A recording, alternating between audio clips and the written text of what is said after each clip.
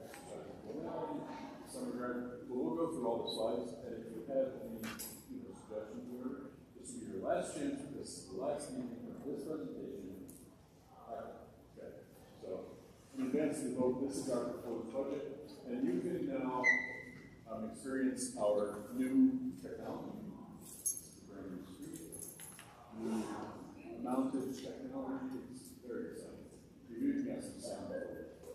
But as I always say, the budget is an expression of the community's values, and there's a lot that goes along with that. There we go. I always love this quote.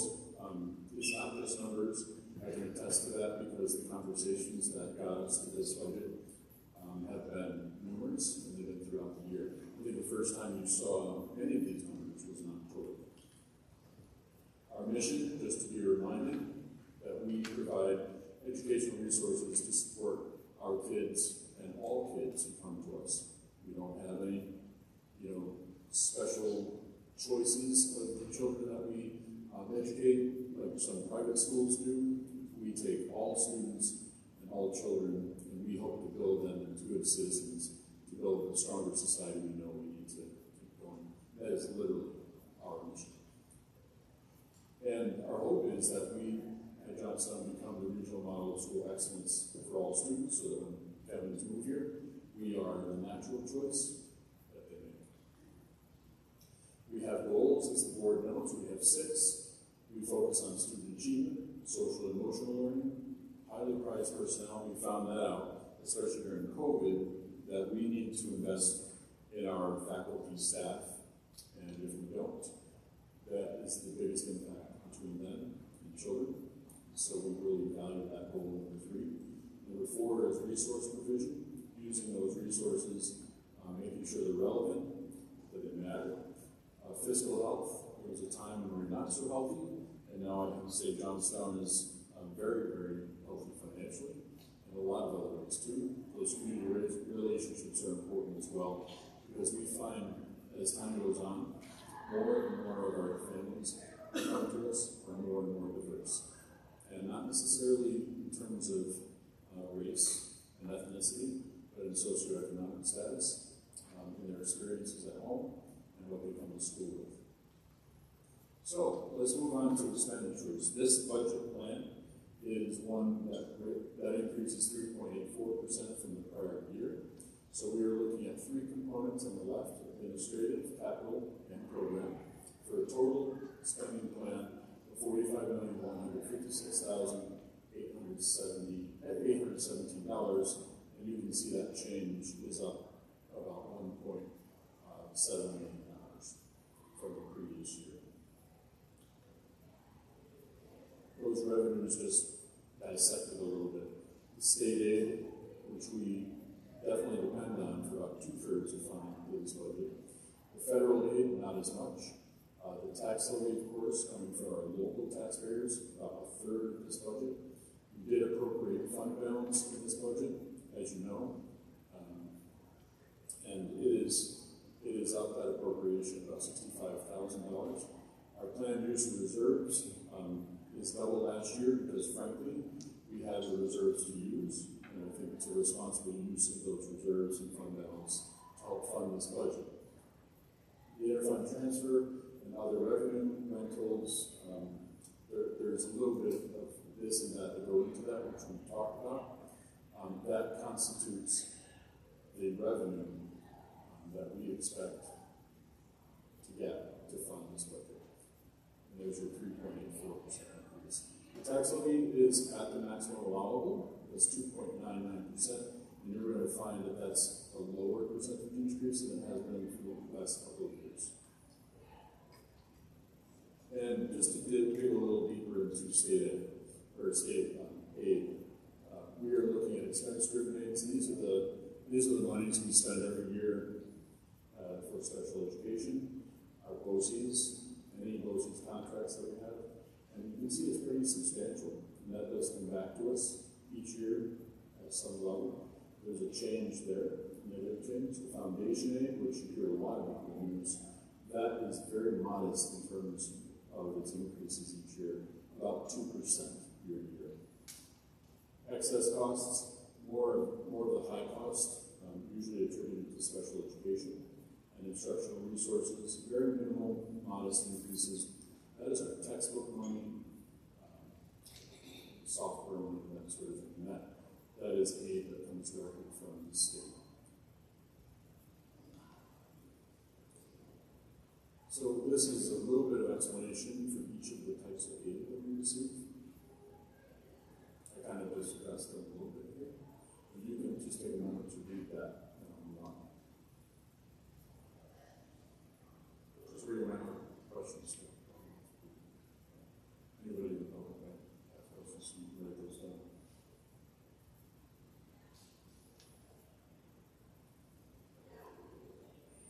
Public high cost excess aid and private excess cost aid are those students we send away to either public schools, BOCES programs, or private schools, usually for special education purposes. And the property tax levy is something that always needs a little bit of explanation. And there's a tax cap formula, it's an 8-step formula, that first bullet there. And that helps us to arrive at our maximum allowable tax levy.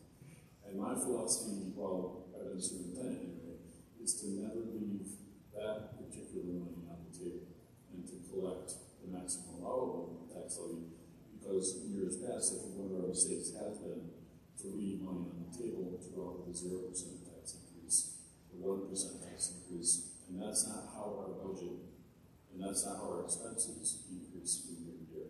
So we need to keep that local share healthy as well.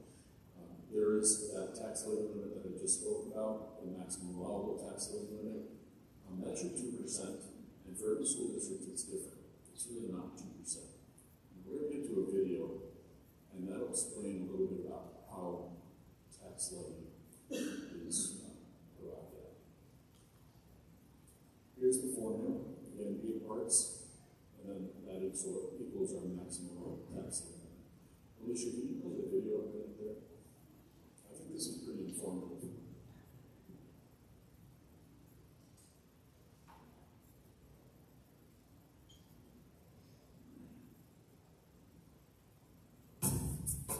New York State's property tax levy cap. What is it and how does it affect our public schools? Or, to put it another way, where is a 2% tax cap not a 2% cap on tax increases? In New York State, that's where. Why? Because despite being touted by some politicians and the media as a 2% tax cap, the law does not prevent your school tax bill from increasing by more than 2% each year. So what does it do? It requires each public school district to calculate a tax levy limit each year using a complicated 8-step formula dictated by the state. How complicated, you ask? Well, you start with the prior year total tax levy. Wait, what's the tax levy? It's the total amount of property taxes a school district collects for property owners to balance its budget after accounting for state aid and any other revenue sources. Back to the formula. Start with prior year tax levy, multiply that by the tax-based growth factor. Then add pilot payments received in the prior year and subtract any tax levy that pays for court judgments, but not if they are tax certiorari. Also subtract capital costs paid for tax dollars non state aid and multiply all of that by 2%, or the change in the consumer price of tax whatever is lower, and subtract pilot payments expected in the coming year. Add the available carryover, which is anything left over from last year's tax levy limit, as long as less than 1.5% of the limit. And we have this year's tax levy limit. You get it? Yeah, me neither. But did you catch the 2%? Let's go back. One of the 8 steps involves adjusting some costs for inflation using the change in consumer price index, or 2%, whichever is less. And then you continue with the formula. That's where the 2% comes in. Now you have the whole story. Last spring, only 5 of the state's nearly 700 school districts had a tax levy limit equal to 2%. 575 had a limit greater than 2%, and 92 had a limit less than 2%. One district's limit was a 31% increase, and another faced a 34% decrease. So the tax levy limit isn't 2%. It's whatever the state formula says it is, and it will be different for every school district. But whatever the limit is, tax will be capped at that amount, right? Wrong, because the limit isn't a limit. It's just a threshold that determines what level of voter support a district needs to pass its budget proposal. If a district decides to propose a budget with a tax levy that is more than its tax levy limit, that district will need a supermajority, or at least 60% of voters, to approve its budget. If the proposed tax levy is at or below its limit, the budget passes with just a simple majority. By the way, there are certain costs called exclusions that the state says aren't subject to the tax levy limit, but districts still need to pay those. They're part of the levy, just not part of the limit. And don't forget, all of this applies to a district's total tax levy, not the tax rate, not your tax bill. Tax bills are also affected by other things that have nothing to do with the school district, like state equalization rates and local property assessments. Even if the district were increasing its levy by exactly 2%, what you'd see on your school tax bill could be entirely different. So, in review, it is not a 2% tax cap. In fact, it's not really a cap at all, it's a voter threshold. And the law was never designed to cap your tax bill, it applies to the levy only. What does this mean for your school budget? At the end of the day, the tax levy limit is just a number. School leaders still have to do what they've always done, weigh the cost of providing a quality school program with the community's ability to pay for it. To find out more, visit your school district website, attend public meetings, and learn more at educationspeaks.org.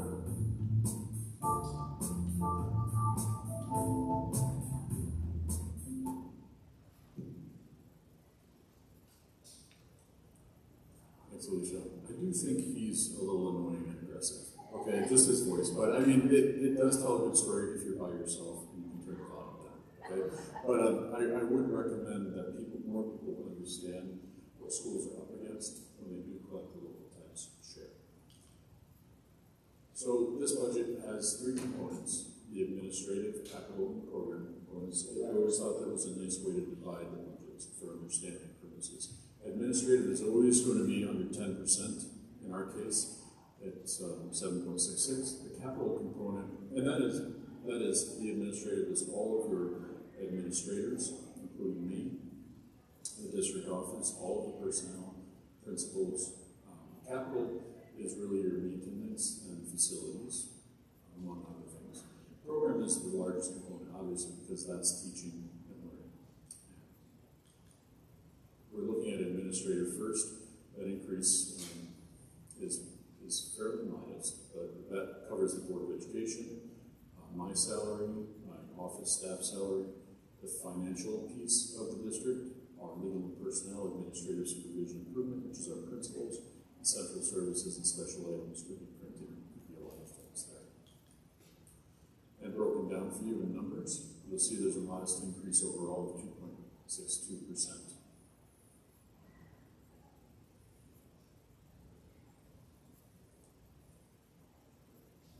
So these numbers almost always, in every case, include the insurance benefits and legacy costs as well. We still have how many superintendents alive? Somewhere. We're paying pensions for it. So, administrative component budget, just explain a little bit further what under each of those categories is paid for.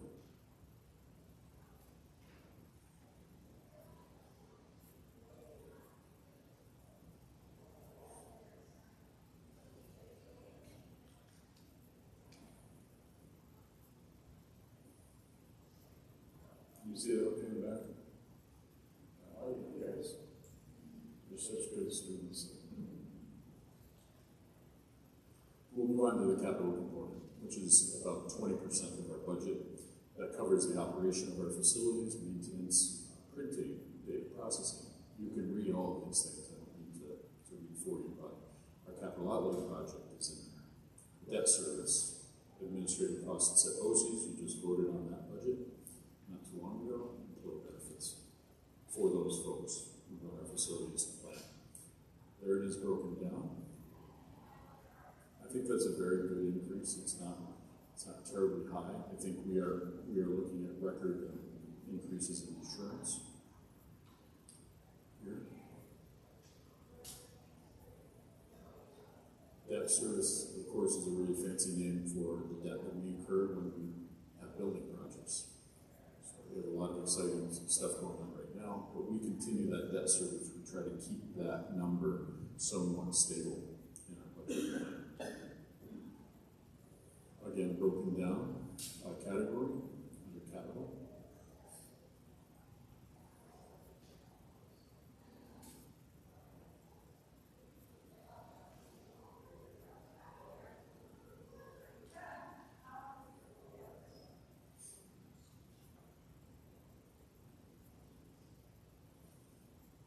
debt service, I know Alicia always reminds me that we're still paying on Jensen.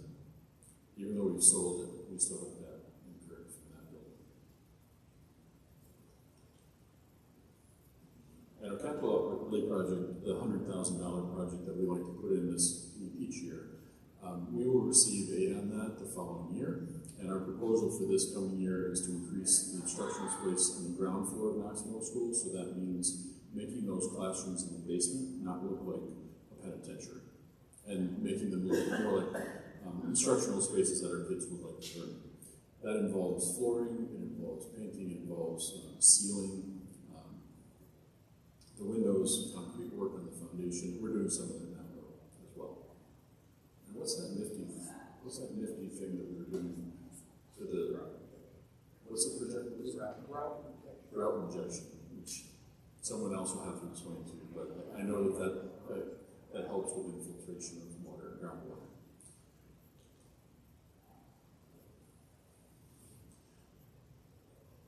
And so this is how the capital outlay expenses work. We'll put that in the capital component of the budget, transfer to capital. And, our facilities committee will have to vet the idea that we have here, but we also need to, in our upcoming newsletter, mention what we're going to do with $100,000. So you'll see that in the upcoming brochure. Finally, the program component, that's a big number. Roughly 72% of our budget. Broken down, we pay for transportation there, interfund transfers, employee benefits, pretty big number there as well. And instruction, of course, is highlighted because that's the largest number of all. All of the increases you see here, as I've been telling you since October, is really related to increases in salary, contractual salaries, and benefits. There is one potential increase here. You know, we're trying to grow a business program back, and so this budget actually funds another instruction that program. It's modest, but it's a start. And broken down, the instructional spending is explained under regular school, all of our students with disabilities, special education, media, educational technology, student services and activities, extracurricular activities, all of those things over here.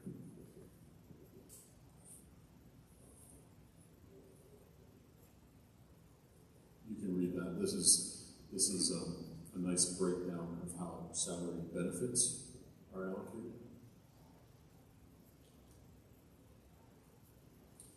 And in this budget, we are still sustaining 3 full-day classrooms of universal pre-K, which is a really exciting thing to say that we can continue.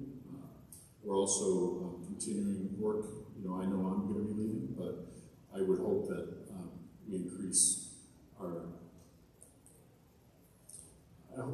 rigor and speed on the comprehensive instructional plan. And that really outlines every single thing we do in the district that helps students to learn. Our long-range financial planning, Alicia has done a beautiful job taking all of our projections into a decade beyond.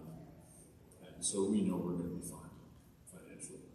The multi-tiered systems of support, sometimes called MTSSI, which means integrated, if you see it. That's going very, very well in this district. And I would say we're probably a lighthouse district in the region for our implementation of those supports for kids.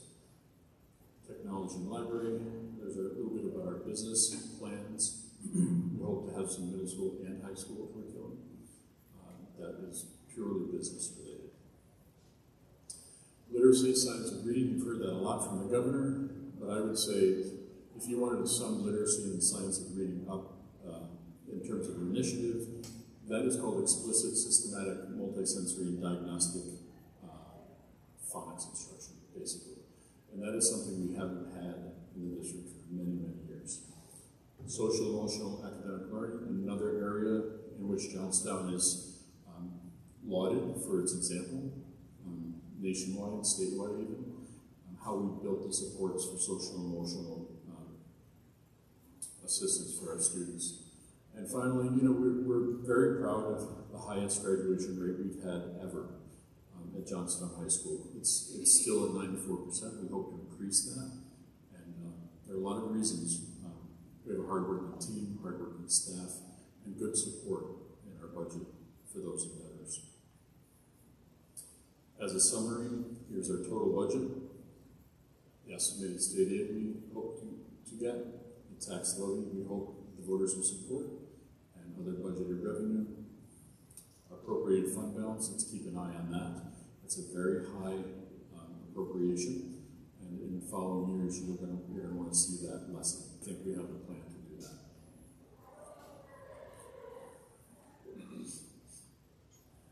Cute little saying to bookend the first one, but I think if we're consistent and we support our goals, then we will move closer to achieving that vision to be the school that people want to come to. We need to mention contingency budget, because as you know, if the budget does go down for some reason, the board has a couple of options. One of them is to go back out for the budget again as is, or modify the budget. Usually less, not more. So we would go out again for that. There's a lot of work to that on Randy's end, as you can tell you. So we do hope that it is successful the first time. But we can't levy any more than the prior year's tax levy, is the gist of it. So we will have to make cuts if it comes to that, because we're not going to be able to appropriate any more money from the fund balance. I don't think that would be safe. So we do have a plan. We're not talking about a ton of money, but it's a healthy amount. $367,159 would have to be found to cut and hopefully not affect students. I wouldn't say that's a sky is falling kind of a number, but I think it's something that we need to be diligent and very thoughtful about. This last slide just illustrates for the public what we're looking at in terms of the school board vote. And we have 2 seats up for re-election, and those 2 terms will begin July 1st. And this is just a tax rate chart. It does show a slight increase in tax rates. I always think this is important to put in my back pocket as a superintendent, because I like to know how the tax levy rates in each of the townships that we represent. So Johnstown City School District covers some of the city of Gloversville, Johnstown, town of Ephrata, town of Johnstown, and town of Palatine. And you can see the tax rates attributed there, the full value. The tax levy from, if you go all the way to the right at the bottom, the green numbers, 4.47% was our tax rate in 2024, 4.26, and now we're going out with a tax levy of 2.9.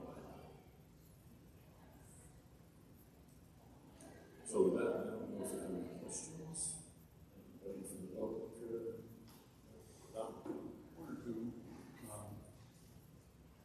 A few years ago, when there were multiple requests over years for double-digit tax increases that were not approved, and yet you still achieved fiscal health without having that. How did that happen? Why did we ask for a 30% increase, but we were okay with 2.5%? I'm going to also ask Alicia, but I can tell you from experience of being superintendent in 2 other districts. One of them in a really dire condition financially too. I do think it's a matter of luck. Okay, there is that. We received a lot of federal funds during COVID, which really helped our fund balance. So we had that in the back. And we didn't obviously have as many expenses during the COVID years. So I will say that those 2 things are important to acknowledge. The other thing is thoughtful, careful planning. And not leaving money on the table is really, really important. So collecting the maximum level of tax levy, planning judiciously. We have retirees, coming up for retirement. There's always a savings there in terms of salary. I think we've been pretty thoughtful about how we spend the money, and we have tried to make sure that all the programs we're offering, and you can argue this point depending on what you hear on the street, what you see as a parent, what you experience as a child, but we try to offer programs that are meaningful, relevant. And we don't have a lot of fluff here in Johnstown, but we do try to do things well. And I think we're on the road to making everything better. But I would say luck plays a large part of it, thoughtful, careful planning, and this long-range plan, which we've been working on. Alicia, you might want to mention something. I would just say, just to add, Dr. Frank,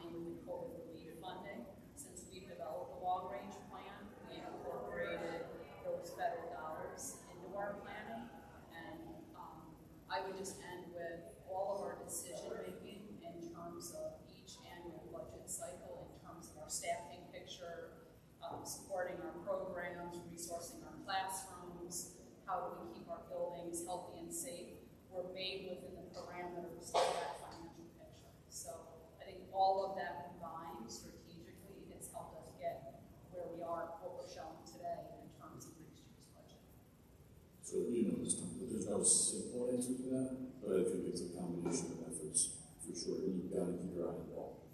You just got to keep your eye on the ball. By the way, I have to say, I just love that question. I don't get that question. I do think that the ARP funds were a gift. I have to say, because we received millions of dollars to help kids. And we really try to use those responsibility. Is the COVID money gone, or is that in programs that continue on for a long period of time? It's gone, but I think part of the reason you're seeing the appropriation from the fund balance that you're seeing is one, because we can't do a conscious hold the fund balance that's fairly high and collect more tax. So we need to spend it down, and we're happy to do that in terms of social emotional support. So throughout, we have a psychologist, counselor, social worker. We have these supports in each building. That was not usually something that we had before. And I think that's a lot of that expense, and that's what we try to spend on.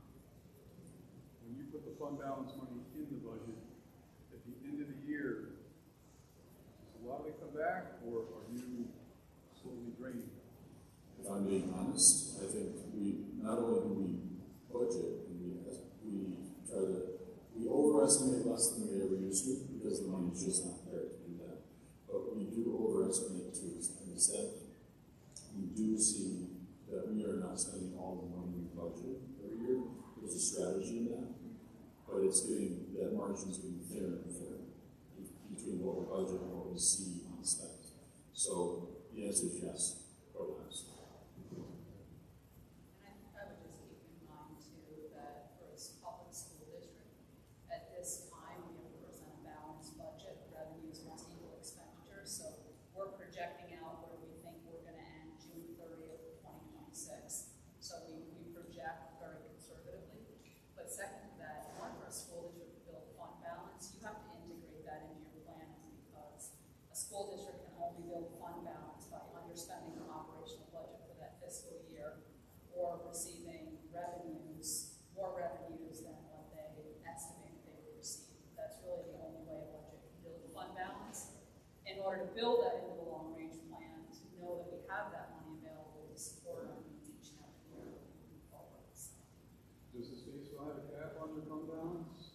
They did 4%. It's 4%. Yeah. So we have a really healthy reserve plan too. The reserve plan is not something the district had prior, and the reserve plan is super strategic. Also, in this long-range plan, our reserves are funded to a point where taxpayers won't be affected for any of the capital planning that we'll be doing in the future. I would say the next 10 years anyway. We're looking at quite a large capital project coming up potentially that we need to fund, and again, without additional impact to the taxpayer. And whether it's ERS or TRS or workers' compensation, those funds are fully funded, if not more than fully funded, in various ways. The tax cap, some people love it because you can't go higher than this, or you need a supermajority. But others might say it gives you carte blanche to go up there and not even make an effort to be below the cap. Well, we're going to 2.99 because that's the cap. That's as high as you can go. Is that where you guys start, right at 2.99, or could there be a time when it might be 1% or something less than the cap? Again, I'm leaving in August, but I would never recommend that any school district collect a tax levy less than the maximum allowable, because your formula for the following year is based on that, and that's where we got ourselves into trouble as Johnson. So you have to collect the maximum allowable tax levy, or you're going to find yourself down the road collecting a supermajority, or a tax levy that calls for supermajority vote. That's my experience, my opinion. And I think you might hear that from the fiscal advisors as And well. some of that, when we look at, we analyze the 20-year history of Johnstown, some of the volatility that we've seen is making decisions to go below the cap, and honestly what that did was sort of hinder the ability for the district to be able to fund reserves properly, to use those to stabilize the district if there was volatility coming with the state or economic downturns. That impacted the district's ability to raise those reserves or have fund balance.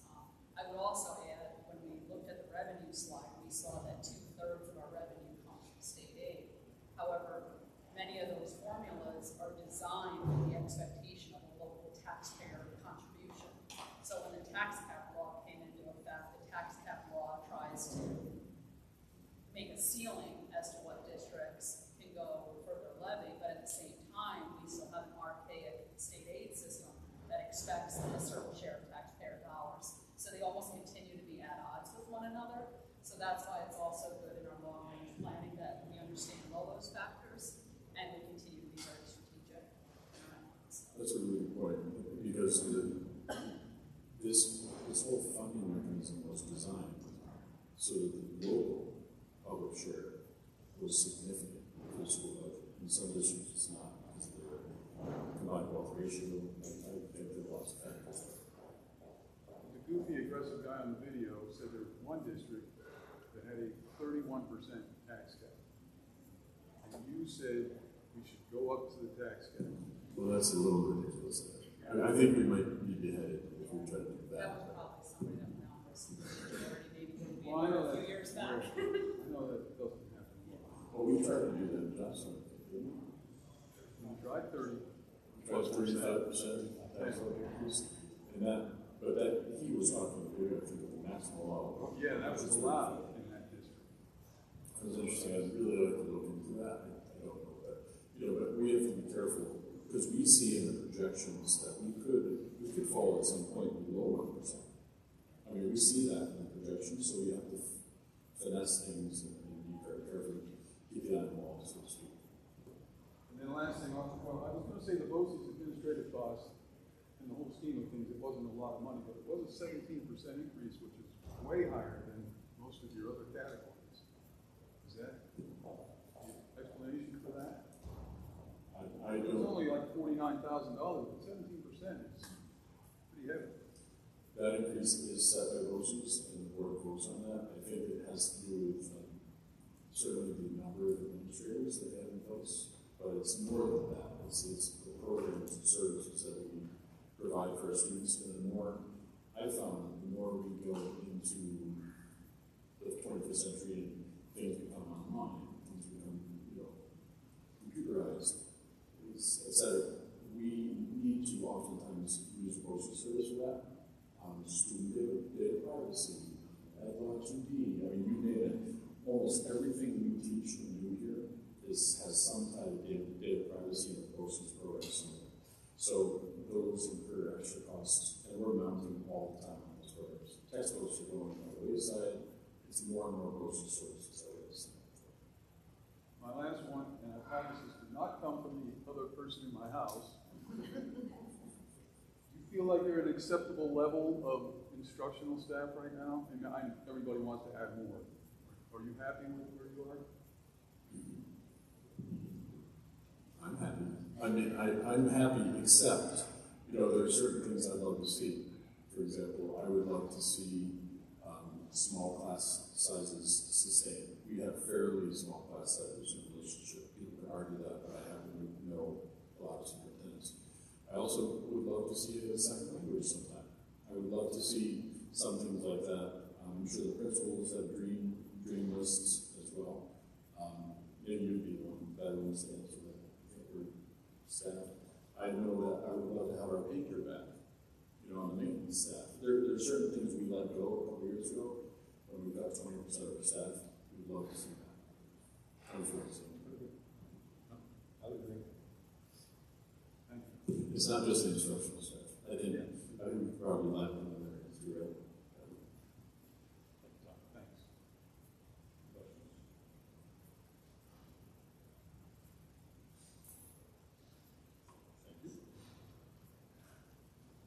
Okay, thank you, Dr. Crenshaw. So we also have our capital project team here this evening for presentation of, I believe, project status. It is, so we've had Turner Construction, who's our construction management firm on our projects. We have Tetra Tech, who is our architect, as well as we have an update after Mr. Grande goes from Danforth, who is our energy performance contractor administrator of that project. So we welcome Grande first. Yeah, good evening, And everyone. I'll let you going first. Good evening, those of you who know me, Bob Grande with Turner Construction, Lisa said, the district's construction management team. I also have Brian and Sydney with me over there, who are boots on the ground every day here on site. So just wanted to run you through a quick update where we stand, where we're going. The pamphlet you have in front of you kind of correlates to this as the pamphlet we put together each month, but want to get a little more pictures and a better understanding through this PowerPoint. So if we go through it, we'll just run through some of the high-level stuff that's happening at each school and then what's coming up over the summer months. So here at the high school, I'm sure a lot of you are aware, inside at the LGI, seats have been removed, all interior finishes have been removed, things are going back together now. You can see the software above the stage going in. We have light fixtures that arrived in the last couple of days. Those are going to start going in, and things are going to be starting to get closed up and moving into finishes. We also have a lot of work going on in the surrounding offices. They upgraded mechanical systems. That stuff has started to go rough in the next couple weeks. We should see some of that equipment hit site and really go and really start putting things back together. Some of these other photos, I promise these photos will be more interesting as we move through the project. That's some structure work that happened down in the basement here that has been completed. So we did some demo, some pouring back of some concrete and some structural modifications down there. That work is completed to date. And again, as you've seen as you drive by, the big thing outside going on right now is a tennis or basketball court, pickleball courts. Keep saying tennis courts, pickleball and basketball. That's not ongoing. We should get pavement here next week. Obviously, the weather pushes back a little bit here. It is a process to put these things together. So once the first layer of pavement goes down, it needs to off-gas a little bit. And then we need to put the next layer down on the fencing. So it is a process. So things will come and go. We need to work on here every day. And that's all by plan. But that's one of the reasons why we wanted to jump and get ahead on this and get a head start during the school year. Here. Over at Knox, some good work happening now as we speak. Again, I hold a little bit due to the weather, don't want to make more of a mess. Some drainage around the playground and basketball court. This work will continue. We also have some exterior lighting going on, hoping that those fixtures come in the next delivery and we can start chipping away at some of that in the spring here before summer hits. And then the big thing at Knox is abatement of a lot of the floors. So a good chunk of the floors on all three levels get abated, and then we install the new line flooring. So that will be ongoing. That will be strictly summer work.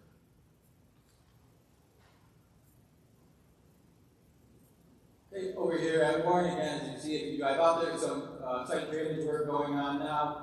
And then the big thing that comes up is a bus loop reconfiguration, so repaving other things. That obviously will not happen until the summertime. We can shut the existing parking lot and bus loop down. We are continuing to chip away in any way that we can to try to pull that crunch out of the summertime. So we've been doing a great job of that. We'll continue to think of areas we can get ahead on so that we do have a smooth summer. Other things going on over at Warren, we do get a walk-in cooler and freezer. That'll be in the summertime. We also have full control system upgrades, so the mechanical system controls that control that mechanical system gets upgraded and modernized. That works. Some of that rough and stuff is happening as we speak and will continue to happen at nights as we get closer to summer again. Just doing anything we can to pull out of that quick 8 weeks of summer that we have here. And some LED exterior lighting as well. Like I said, hopefully the next shipment of lights goes there. We can start chipping away at those. And again, not too exciting of a picture, but one of the large parts of this project is the steam to hot water conversion of the heating system at Pleasant. So that work is underway in the crawl space. A lot of the piping, as you can see in these great photos, is being ran in the spaces. It's starting to get tied in. We did get a lot of our control valves in, so those will start to go in over the next week or so. We're really just trying to chip away at anything we can. We're out of sight and out of mind in these crawl spaces. And hopefully the weather changes here before it's pretty soon, and we can move right into the boiler room, start taking down the existing steam system, and start to rebuild the new hot water system so that it's up and ready to go for the school year in September. And then interior of the building, obviously all of the mechanical equipment will be plastic will be replaced and tied into the new hot water system. And we also get the new serving line in the kitchen that again will be strictly summer work. Over at Bleed, we have some defits you can see on some of these exterior columns here that need to get replaced. That'll be over the summer. Some columns and subs get replaced, some just get patched and painted. We'll get some new light fixtures out there as well. We'll also work on the HVAC control system, modernizing that. Some of that stuff's happening as we speak and will be completed over the summer.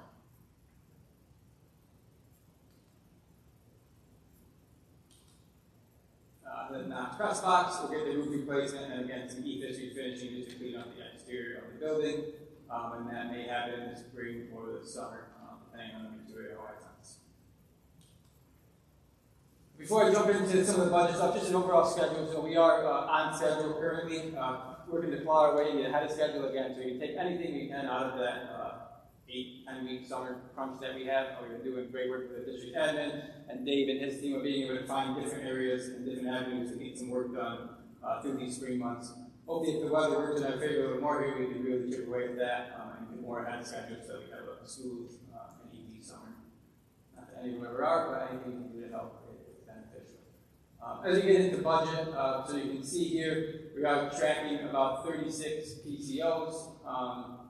Contract to build about 11% of the contract to date. Of those 36 PCOs, a lot of those in recent months have been things that, if you remember when we went out to bid, we submitted this project SED, we cut some things completely out of the scope. We submitted to SED, they say approved it, and then we cut some things back to scale back to try to make sure we had an affordable project. So what we're doing now is kind of putting some of that back in the project. Right? We're getting pricing for it, we're setting that pricing to the district, and just trying to get a lot of that stuff done. A lot of it was good infrastructure things that are needed throughout the district, hot water heaters, dampers, and some boilers at Warren. Some other things like that that I just think that would be great to get done if we can get them done. So we're working on getting a lot of this pricing in. If you look at the budget update, so really what we focus in on here is our original allowance and original contingency, but the burn rate at the bottom is really those numbers are just showing us that at the beginning of the job we carried about 7.5% of where we want to be for burn rate is contingency and allowance dollars. So those are the dollars we hold to do any of these ads or anything that comes up or unforeseen. Based on the percentage of construction we have complete and what we spent to date, we're on about 6.5%. And that does include carrying some of these other items, like I said, that we did take out at the beginning of the project and are now pricing back in. We have some approximate values for those out in the PCO law.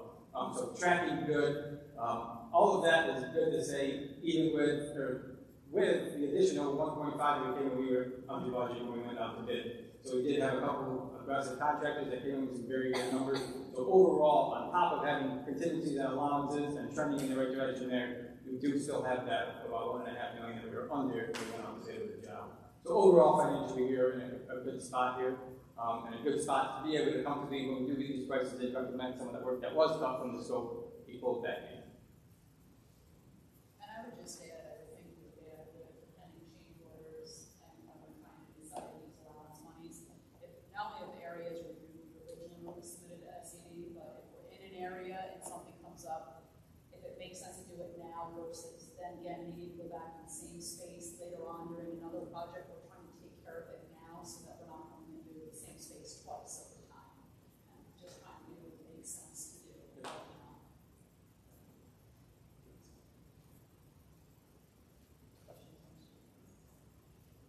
Thank you, Bob. This is a really nice summer.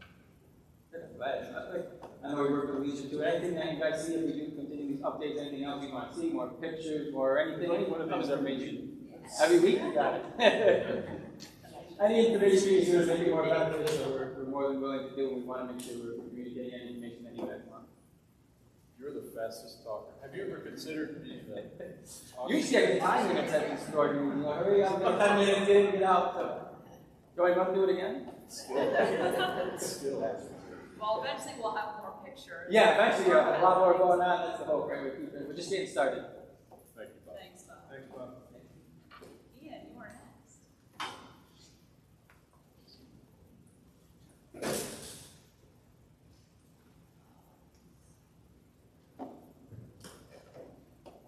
Good evening, everyone. Those that don't know me, I'm Ian O'Brien from Danforth. Hey, y'all. I can't find it. Click Google Chrome.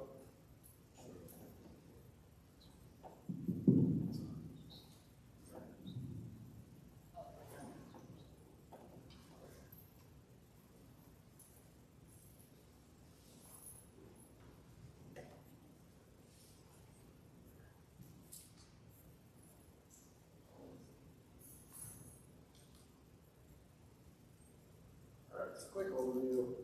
So kind of to go back a little bit, so there's been an energy performance contract going on at the district for say, about a year now in coordination with the capital project that Bob just highlighted. But I'm going to give an overview of the current EPC project and then the development of the solar project as well. So currently completed within the district, 100% interior exterior lighting upgrades, full conversion. Anything that wasn't LED, we converted completely. That included emergency lighting as well. Brought that up to code as part of manual planning standards and conceptual lights. So we had to bring all lights up to code. So we completed that portion of the work as well. We completed building envelope improvement and weatherization. So caulk, doors, windows, etc., all sealed up tight. To whether you're cooling a space or heating a space, keeping that cooling and heating within the building. Mechanical insulation on all piping that wasn't insulated. Wireless plug flow controls and walk-in freezer controls. None of this is incredibly exciting, right? I don't have a ton of pictures of those things, but the dollars behind it, the savings behind it, drives additional work that the district can get done. To continue into the summer, once school is really out and we can coordinate with a lot of the heavy-duty mechanical work, we'll complete the full conversion of the building management controls. So along with the capital project that is currently going on, we're coordinating with them to complete additional work in Knox and middle school and high school buildings. So full conversion to support district staff to have regulated spaces for cooling, heating, etc. Multi-zone unit is a penthouse for the A-wing in the high school. That unit needs to be replaced this summer, as well as the district office units to provide better ventilation and cooling in that space. Those units were partially complete. We're working to get those finalized currently. We want to avoid any testing timeframes, so we'll capture the rest of that work to start the summer. Boiler controls in the high school, building ventilation repairs. Those are dampers and additional pieces of equipment that we found during our detailed audit to make a repair, drive savings, and collect those savings dollars for the project overall. What's important about doing these types of improvements is also the commissioning behind it. So we're doing a full controls conversion in coordination with the capital project.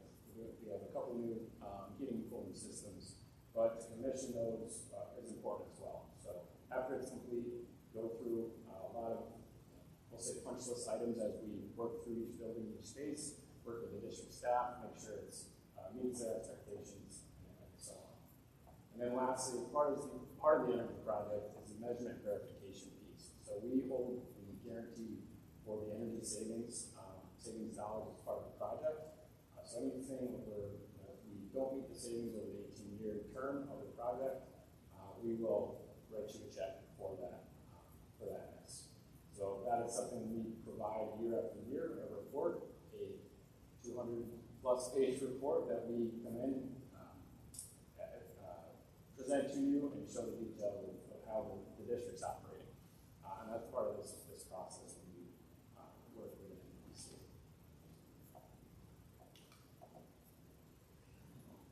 Moving forward, a quick overview of the solar project in development. Quick summary. Go ahead. We'll just hold this closer. How's that? Can you hear me? All right. So project summary, just to highlight this and take a quick step back. So this PV solar project is not like the ones down the road. Financially, it is built within an EPC model. So it's an EPC, an energy performance contract model, where the project pays for itself through energy savings. There's no increase in the tax levy. And really, the building aid is revenue in this situation, or in this type of project. It is a design-build project where we're doing an initial audit. In this case, it's derived again from utility bills, and we are developing a solar project that will offset the district's utility usage 100%. Again, we guarantee the savings and the performance and production of the array. And this is a quick snapshot to the right of where it will be to show that it's really hidden by the trees. There's no even access road that runs to it. We are avoiding all the cross-country trails because they are intertwined back there, I will say. But we're doing our best to mitigate that.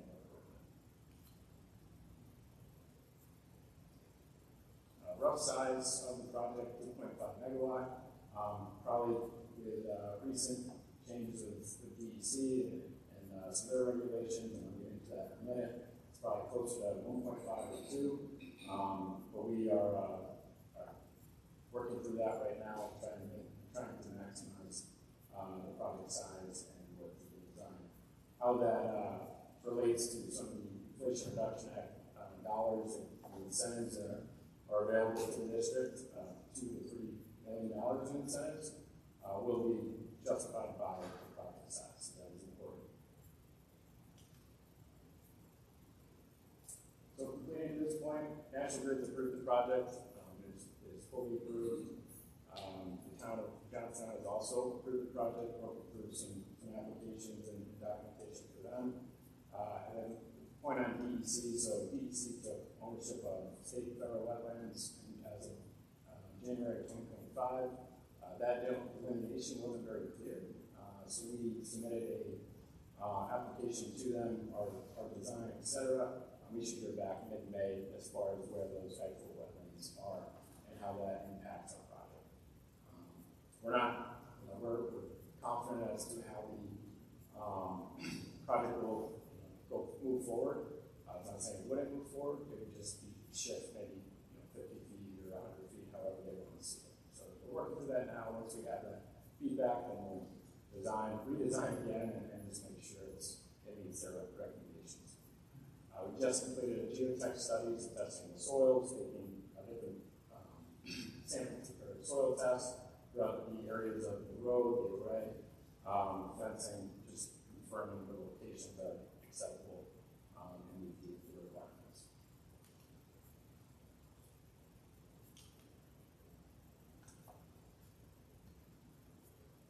Also working with fiscal advisors, district, just to clarify that this project needs MCAs and long-range financial planning.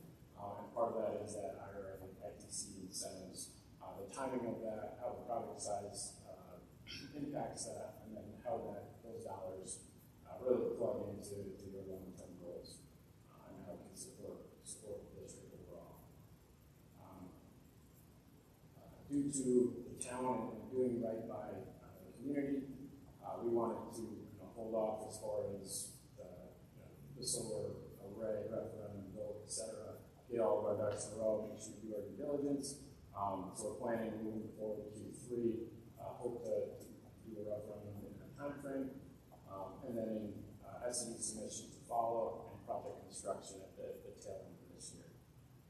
That is our goal right now, where we're at, but currently working through those 3 bullet points those last 3 to make sure I want to do all the work that's occurring right now in the district. And that's all. Any questions? Just one thing you had on your slide, and just for the board's attention, would be one of the reasons you consider the referendum for Q3 for the referendum is we're concerned with some of the federal changes that are occurring, that some of the rewards and incentives are going to start to scale down. So when we look at the Inflation Reduction Act of between $2 and $3 million that Andrew had projected, as time goes on, we become more concerned that we're going to start to taper those incentives down as it relates to solar projects. So that's a great point. Specifically, in order to receive those incentives, there's multiple requirements. So there's domestic content where you're buying all products and materials from within the U.S. There's certain financial guidelines. There's apprenticeship program that you need to follow. There's so many details to that. But working at the end of the day, it's written into the tax law. Danforth, I'll say myself, I'm not a tax law professional, but we have a company, Energy Taxators.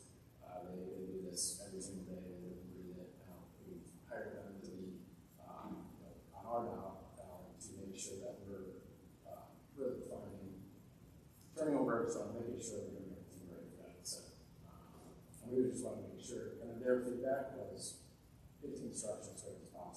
5 due to the risk of federal government and building up that IRA tiers down as time goes on.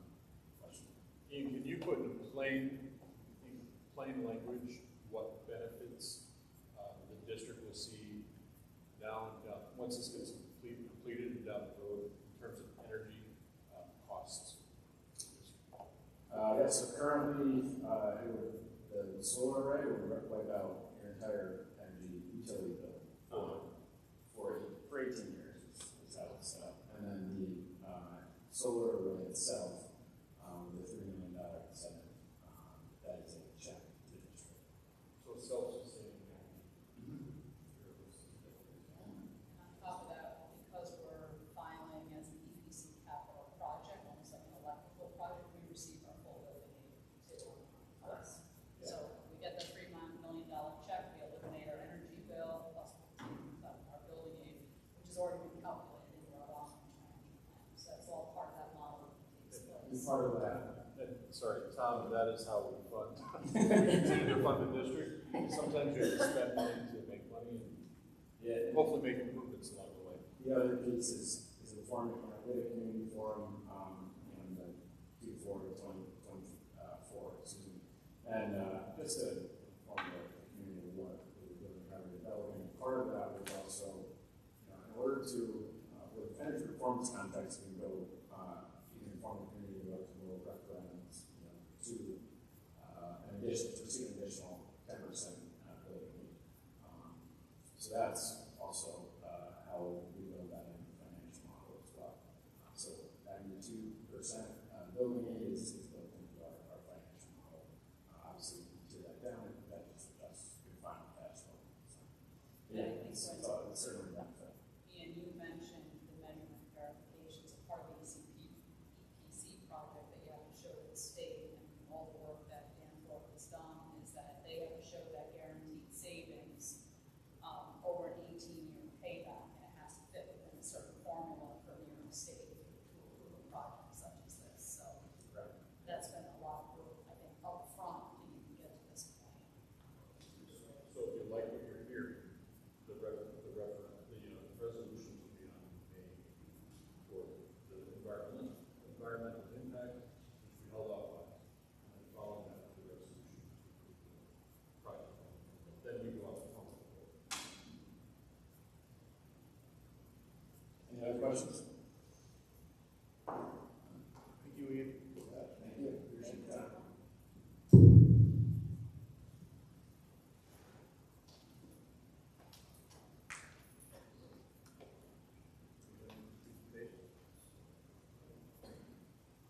You want to say anything, Jim?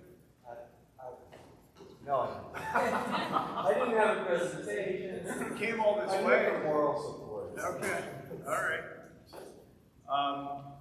So with that, we'll move along to item 5 on the agenda, which is some informational items, upcoming meetings and events. On May 8th, we have the JHS Spring Concert. That's this Thursday at 7 p.m. at JPEC. And I will note that will be Andy Copola's final concert performance. So I would encourage you all to come and support that. May 20th is the budget vote and board election. Polls open at 11 a.m. to 8 p.m. at the JHS Auditorium lobby. And May 21st will be the business meeting at 6:30 p.m. at the Knox Auditorium. Then we move to adjournment. So I look for a motion to adjourn. Joel, second. Marge? Any discussion?